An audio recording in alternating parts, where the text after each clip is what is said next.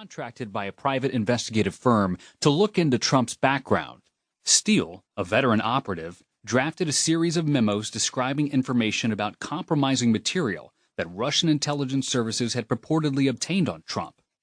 In addition to outlining allegations of illegal business practices that might result in Russia having leverage over Trump, the Steele dossier, as it would become known, also included tawdry alleged details of Trump's sexual proclivities and illicit acts conducted while in Moscow.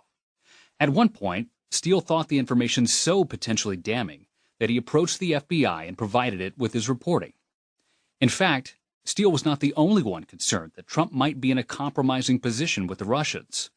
Two powerful Republican senators had already separately approached the FBI director, expressing their dismay at the revelations the former British spy had possibly unearthed. In November 2016, when Comey was speaking with legislators on Capitol Hill, Senate Intelligence Committee Chair Richard Burr pulled Comey aside to warn him of something very troubling. Their conversation had gone unreported until now. "There is some material circulating," Burr whispered cryptically. "It has some disturbing things in it. I just want to make sure you're tracking." "We are," Comey said. "I don't need to know any more about it," Burr said, expressing his respect for the FBI's independence in addressing possible counterintelligence threats. "I just felt like I needed to make sure you were aware." Then in December 2016, Senator John McCain called our office and indicated that he needed to see Comey. He brought with him a single envelope, the contents of which were a mystery to us, as the senior statesman slowly walked past me and down the long hallway into Comey's office. He had returned from the annual Halifax Defense Conference in Nova Scotia, Comey later told me, and someone he knew had given him Christopher Steele's material. He had read it enough to realize he needed to give it to me. "I don't know what to make of this," McCain had told him, "but I know enough to know you should have it. You don't need to talk to me about it ever again." "Thank you," Comey responded. He did not acknowledge that the FBI already had the same material. The four intelligence chiefs decided Comey should brief the incoming president on the salacious material one-on-one, both because the FBI had originally received the information and because Comey was the only one in the group who was guaranteed to remain on the job when the new administration came in. Unlike the heads of other intelligence agencies, the director of the FBI serves a statutorily mandated 10-year term, and Comey was in year 3. Conscious of the personal embarrassment the sensitive brief might cause the president-elect, the FBI director opted to discuss it with Trump separately at the end of the larger briefing on Russian interference. As our two dark Suburbans neared Trump Tower, we faced a predicament. We were early.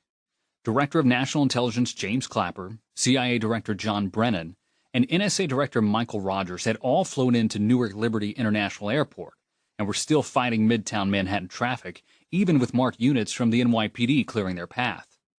There was no way Comey wanted to arrive ahead of the others and break the united front the agency heads had agreed upon, and he also didn't want to find himself sitting in some reception room with Trump transition staffers engaging him in chit-chat, something he loathed to his core. I had learned this about him early on in my tenure as his special assistant, when Comey was set to join an elected politician at an event, and I'd assumed that I should carve out time for the two men to meet privately beforehand to catch up.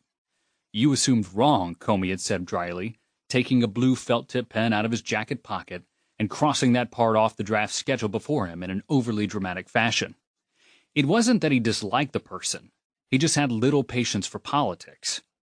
"I also see you've seated the two of us together," he'd said, striking through the seating chart with another stroke of the pen. "You sit next to him."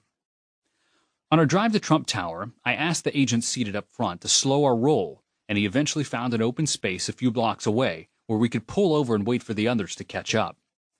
"Do you have the laptop?" Comey inquired, the third time he had asked me that day.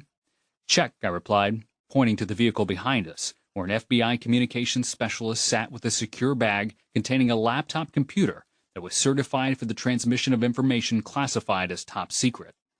Although the FBI director travels with an array of specialized equipment that keeps him connected 24/7 to the White House and the rest of the nation's command authority, this was the first time in my 9 months working directly for him that Comey had ever asked me to make a laptop available to him immediately following a meeting.